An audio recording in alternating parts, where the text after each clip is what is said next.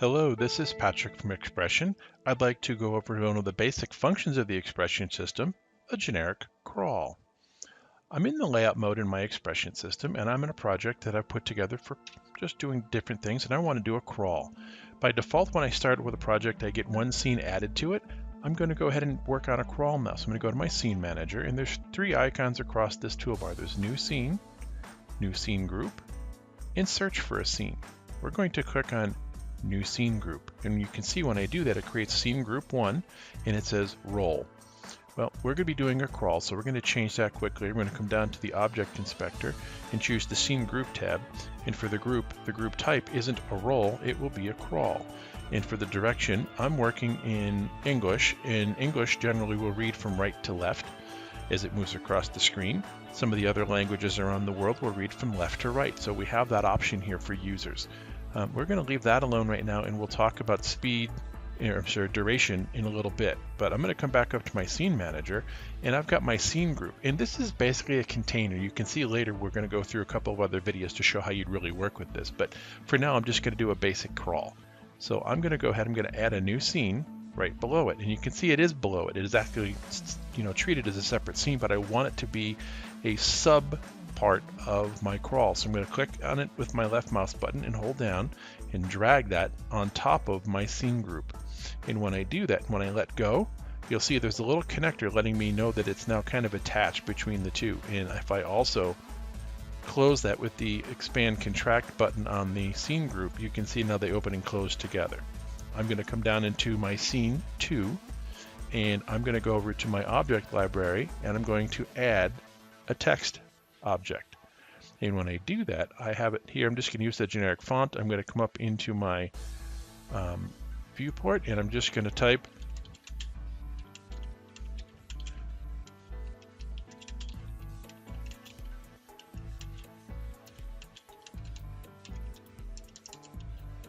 I wish I could type better, but I can't. You can see it just continues to type off the side of the screen, and that's fine. And again, I know we've got some typos in here. This is just some generic text. That's fine. I'm going to backspace all that out, and I just happen to have handy a copy of the Gettysburg Address. I'm just going to highlight it, copy the text. I'm going to go back to my text object in my viewport, and I'm going to paste that text in. And again, it's way off the right side of the screen. Next thing I'm going to do is, for me, a crawl normally appears in my mind at the bottom of the screen. So I'm going to go to the text object's transform setting. I'm going to adjust the Y value settings and bring it all the way down to safe title. And there it is. Now, I'm going to go back to my scene group, and I'm going to explain a couple of options here. We know that we've set this as a crawl. We know we've set it to go from right to left. I'm going to leave the speed as 2 right now. We'll talk about global margins in a little bit. I'm over here at header and footer. I can tell the system to start a blank page on start. That means the screen will be empty and the crawl will appear from the right to the left. And if I tell it to blank it on end, that means as the last piece of the crawl is done, it will crawl itself all the way off the right side of the screen. Treat last page as full means if I built this page properly and I want it to stop on screen at a certain indentation or something like that, the page will stop as where I've built it. So this is a way to put something into position. I also have the ability on the starts and stops to tell it to do an ease in and an ease out, and I can also tell it to loop.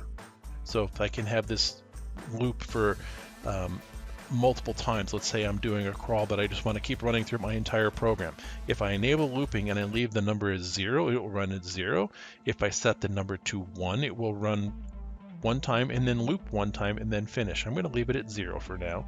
Now, I'm going to do this from within the layout mode. I normally would do this inside of the scene ID, or I'm sorry, the sequencer, but I'm just going to do it here. So I'm going to go ahead and I'm going to display my virtual output so that you can see it. I'm going to put it up here to the right side for right now, and I'm going to go to my scene group and I'm going to double click on my scene group 1, and when I do that, you'll see there's a dialog box telling me that XPression is waiting for a key. Press the space bar to continue or escape to abort. I'm going to press the space bar, and what you'll see over on my virtual output, and again not on my viewport but my virtual output, you'll see that crawl starting to move across the screen.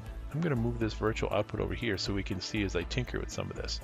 I can go in here to change the speed. So I'm going to put my cursor in the box and I'm just going to drag up and down. You can see that I'm changing the speed slightly. It's starting to get a little faster. I could do a big swipe here and you can see it'll go even faster yet. I could have also gone in here and told it the number of seconds I wanted it to go, and it will also let me pick the number of frames if that's the way I would rather work. And you will see that it can be interactive. And I'm going to make this really crazy fast so that it just flies off the edge of the screen here. And you're going to see, since I've got it looping, we're never going to see the end of it. It's just going to keep running and running and running.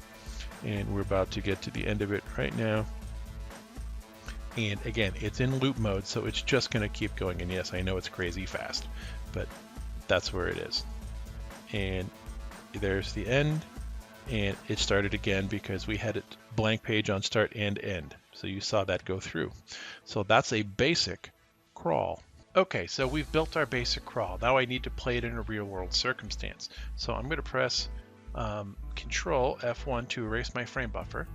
I'm going to go into my sequence mode, and I'm going to take my scene group and put it into my group.